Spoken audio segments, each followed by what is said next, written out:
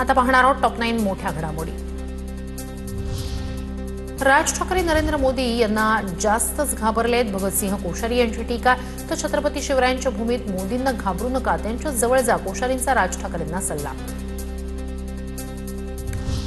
धैर्यशील मोहिते पाटील हेच माझ्या हत्येच्या कटाचे मास्टर माइंड, भाजपच्या राम सातपुते यांचा गंभीर आरोप। सुरक्षेवरून मुख्यमंत्री आणि पालकमंत्र्यांनाही पत्र दिल्याची माहिती।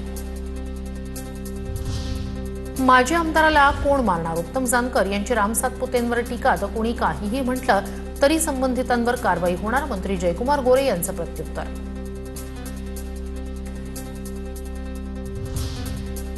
चंद्रपूरमध्ये स्टॅम्प पेपरवर करार झाला। मुनगंटीवारांचं चंद्रपूरमधील युतीबाबत वक्तव्य, तर फडणवीसांनी माझ्यावर सत्ता स्थापनेची जबाबदारी दिली होती असंही वक्तव्य, तर मी कधीही श्रेय घेण्याचा प्रयत्न केला नाही, किशोर जोरगेवार यांचं प्रत्युत्तर।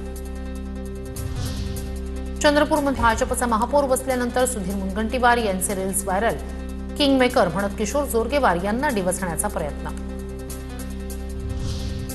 चंद्रपूरमध्ये काँग्रेसमधील 2 गटातच एकमत झालं नाही, सत्ता मिळाली नाही याची काँग्रेसला लाज वाटली पाहिजे, संजय राऊत यांची प्रतिक्रिया, तर इतरांची लाज काढण्यापेक्षा चंद्रपूरमध्ये लाज कोणी घालवली हे तपासणं महत्त्वाचं। ठाकरेंच्या सेनेची साथ मिळाली असती तर सत्ता आली असती, सपकाळांचं प्रत्युत्तर। धनगर आरक्षणाचा मुद्दा पुन्हा तापणार, शिर्डीत धनगर नेते आणि समाज बांधवांची राज्यस्तरीय बैठक, राज्यभरातील हजारो धनगर बांधव मुंबईत एकवटणार। एसटी आरक्षणाचा GR हातात मिळाल्यानंतरच आंदोलनाचा शेवट, धनगर नेते दीपक बोऱ्हाडे यांचा सरकारला इशारा।